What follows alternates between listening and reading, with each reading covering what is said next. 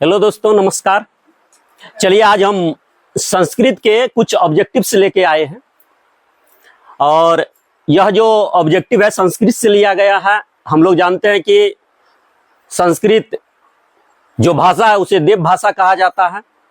तो 10th class में प्रथम चैप्टर आता है मंगलम पाठ। कुछ मंगलम पाठ का ऑब्जेक्टिव है और कुछ पाटलिपुत्रा का है और उसके बाद कुछ अलस कथा का है। तो चलिए आप लोग वीडियो देखिए और इसमें बहुत सारे प्रश्न ऐसे होंगे जो आपका बिहार बोर्ड का जो एग्जाम 2025 में होने वाली है उसमें इसमें से कुछ न कुछ प्रश्न अवश्य आ जाएंगे। तो चलिए आप लोग वीडियो को देखिए। मंगलम पाठ में कितने मंत्र हैं? हम लोग पढ़े हैं कि मंगलम पाठ में आप लोग जो जितने भी श्लोक पढ़े हैं, कितने श्लोक पढ़े हैं? 5। तो इसका मतलब है कि मंगलम पाठ में कितने मंत्र हो गए? 5, जो उपनिषद से लिया गया। तो कितने मंत्र हो जाएंगे इसमें? तो 5। इसमें ऑप्शन नहीं दिए थे हम, चलिए यहां बना देते हैं। तो कितने ऑप्शन होंगे हो जाएंगे इसका? 5। चलिए अगला, मंगलम पाठ से ही संबंधित है। किसकी जीत होती है? एक बात बताइए, सत्य है, असत्य है, शत्रु है और मनुष्य है। असत्य की तो जीत होगी नहीं। शत्रु जिसमें गलत विचार है, गलत अवधारणा है। मनुष्य कई तरह का हो जाता है, कुछ अच्छे भी है कुछ बुरे भी हैं। ये दोनों की बात इस चैप्टर में नहीं की गई है, कही गई है असत्य और सत्य की। तो किसकी जीत होती है? तो यहां सत्य और असत्य में आप किसको चुनेंगे? हम लोग जानते हैं कि कोई भी परेशानी, कोई भी कष्ट हो, कोई व्यक्ति कितना भी चालाक क्यों ना हो, झूठ बोल के कोई काम निकाल ले, लेकिन जीत सत्य की होती है। तो चलिए ऑप्शन नंबर 2 इसका आंसर हो जाएंगे। यहां दिया फिर जस्ट इसी से संबंधित ये ऑब्जेक्टिव है, किसकी जीत नहीं होती है। तो एक बात बताइए, इसमें इनमें से कोई नहीं है, लेकिन यहां दिया सत्य और असत्य। इस चैप्टर में मंगलम पाठ में आप सत्य और असत्य के बारे में ही फोकस किए। तो सत्य और असत्य के बारे में फोकस किए हैं, तो शत्रु के बारे में तो नहीं किए हैं। ये 2 ऑप्शन आपका नहीं हो जाएगा, लेकिन ये दोनों में चुनना होगा कि आखिर है कौन सा ऑब्जेक्टिव, मतलब कौन सा आपका सही आंसर है। तो चलिए, किसकी जीत नहीं होती है? तो यहां आपके अनुसार से जो आप सोच रहे हैं वही हम सोच रहे हैं, यानी असत्य की। चलिए, इसी चैप्टर में मंगलम पाठ में ही एक प्रश्न आता है, नदी अपने नाम और रूप यानी स्वरूप को कहां मिलाता? हम लोग इस चैप्टर में पढ़ा है कि परमात्मा में कौन जाता है? जो विद्वान मनुष्य होता है, जो अच्छे कर्म वाले होते हैं, एक दिन जब वो मरते हैं तो किसमें विलीन हो जाएंगे? वो परमात्मा में। वो तो विद्वान व्यक्ति के लिए परमात्मा सही होगा। लेकिन नदी की बात किया जाए तो नदी प्राकृतिक से संबंधित है, तो किसमें विलीन होगा? प्राकृतिक में किसमें? जंगल में नहीं हो सकता। जंगल में उसका रूप समाप्त नहीं हो सकता। लेकिन आप जानते हैं जितने भी नदियां हैं इस धरती का, टोटल के टोटल नदियां समुद्र में समाहित होते हैं। तो नदी अपने नाम और रूप को ले जाके कहां मिला देते हैं? समुद्र में। उसी प्रकार एक प्रश्न बनता है कि कौन अपने नाम और रूप को ले जाके परमात्मा में मिला देते हैं? इसका आंसर आप लोग कमेंट में जरूर लिखिएगा। चलिए आगे बढ़ते हैं। हीरे के पात्र से किसका मुख ढका रहता? तो आप बताइए, हीरे के पात्र से किसका मुख ढका रहता? यहां दिया असत्य, सत्य, सोना। एक बात बताइए, हीरे के पात्र मतलब होता बर्तन। आप जानते हैं कि कुछ लोग चालाक होते हैं जो पैसे या धन दौलत देके जहां सत्य बोलने की बारी आती है तो लोग को झूठ बोलने पर विवश कर देते हैं, पैसे वगैरह डाल के। वहां किसको विवश किया, किसको छुपा दिया? पैसे धन दौलत से सत्य को। तो यहां ऑप्शन नंबर 2 इसका आंसर आ जाएंगे। तो चलिए, उपनिषदों की संख्या कितनी है? हम और आप जानते हैं 106, 107, 108, 110। कौन सी होगी? 108। उपनिषदों की संख्या आप पढ़े होंगे 108। चलिए, महात्मा बुद्ध के समय पटना का क्या नाम था? आप बताइए, महात्मा बुद्ध के समय पटना का क्या नाम था? आप जानते हैं कि महात्मा बुद्ध पटना गए थे घूमने के लिए।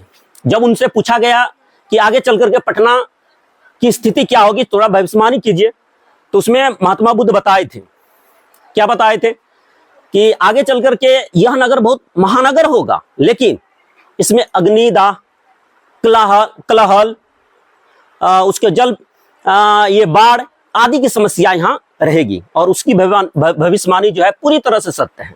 आज देखिए कहीं गोलाबार बड़े बड़े बम अग्निकांड होते रहते हैं पटना में।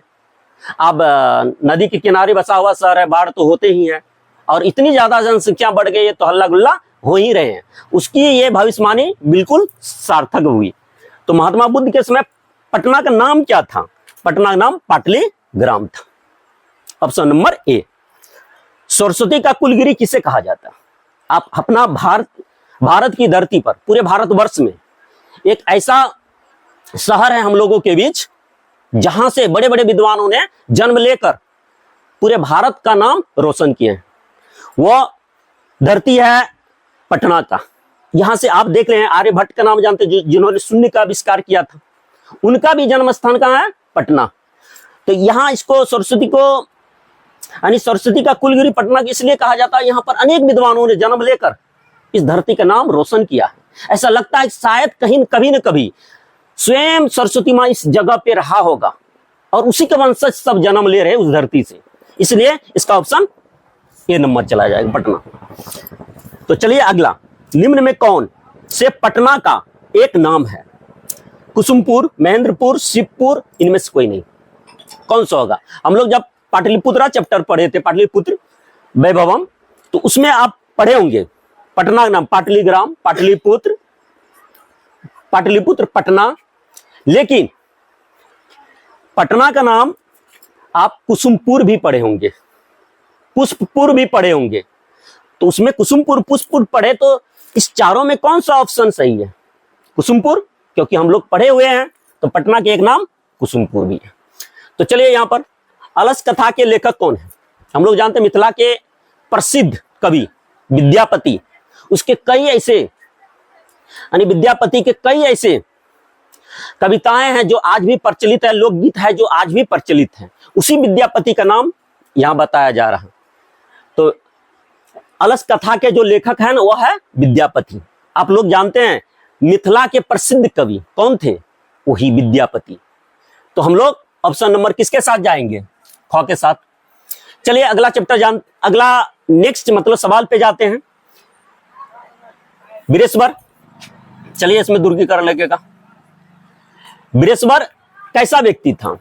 हम लोगों ने उसमें पढ़ा था, दानशील, चोर, कुरूप, इनमें से कोई नहीं। कैसा था? वह दानशील था, अच्छा व्यक्ति था, नेक था, भद्र था। नहीं, लोगों की जो लोग कष्ट में था उसको दुख हरने के लिए ये दान दिया करता था। नहीं, तो इसी में ना वीरेश्वर नाम मंत्री के पास ऐसे लोग आ गए जिसे धूर्त कहते हैं, जो बिना परिश्रम के बहुत सारे चीज लेना चाह रहे थे। यानी जहां सुख की सारी सामग्री हो तो वहां लोग दौड़ जाते हैं। तो इसी के दौरान इसने क्या किया था? एक भोजनालय खोल रखा था, उसमें सभी व्यक्ति के भोजन वगैरह, वस्त्र और सारी चीजों की व्यवस्था था। तो उसी में जब लोग बढ़ने लगे तो इसको लगा विद्वानों से राय लिया जाए कि लोग इतने बढ़ रहे हैं, क्या सभी के सभी ये गरीब हैं, असहाय हैं? तो विद्वानों ने उनसे कहा कि नहीं, इसमें कुछ लोग धूर्त भी है जो बनावटी आलसी करके यहाँ पर रह रहे हैं। तभी विद्वानों के कहने पर वो आलसशाला में क्या लगा देते? आग लगा देते हैं। तो उसमें से 4 यानी जितने भी जो बनावटी आलसी कर रहे थे वो भाग गए कि आग लगा है तो मैं निकल जाऊं, क्योंकि उसके पास सेंस था। 4 ऐसे व्यक्ति थे जिसके पास कोई सेंस नहीं था। वो आलस का ऐसा प्रचंड उसके सर पे था कि वो आग लगा घर में बाहर नहीं निकलना चाह रहा था। उसमें से एक व्यक्ति बोलता कि जब आग लगा तो बाहर हल्ला गुल्ला हो रहा था। तो कह रहे कहां हल्ला गुल्ला हो रहा है? दूसरा कहता इसी घर में आग लगा है। तो चार गो उसमें धूर्त लोग रहता। तो पहला कहता हल्ला गुल्ला कहां हो रहा? तो कहता अरे यार इसी घर में तो आग लगा है। फिर तीसरा कहता अरे कोई धार्मिक व्यक्ति नहीं है, इस पे कंकड़ पत्थर वगैरह डाल के आग को ये समाप्त कर दे, आग बुझा दे। चौथा कहता अरे तुम लोग काहे बकबक कर रहे हो, क्यों नहीं कम्बल ओढ़ के सो जाते हो।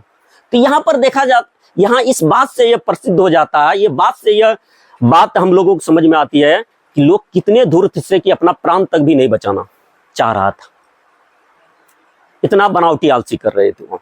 तो इसीलिए उसको विद्वानों ने क्या किया, बाल पकड़ खींच के चारों को बाहर किया। इससे एक प्रश्न बनता है कि जो लोग धूर्त होते हैं, आलसी होते हैं, उसके लिए कौन व्यक्ति उसके लिए करुणा के अवतार माना जाता है? कौन किसकी दया पे वो निर्भर रहता है? विद्वान व्यक्ति के। अगर विद्वान व्यक्ति उस चारों पे दया नहीं करता तो वो आग में जलकर मर जाते नहीं। तो चलिए आगे, तो इसमें कौन हो जाएगा? दानशील।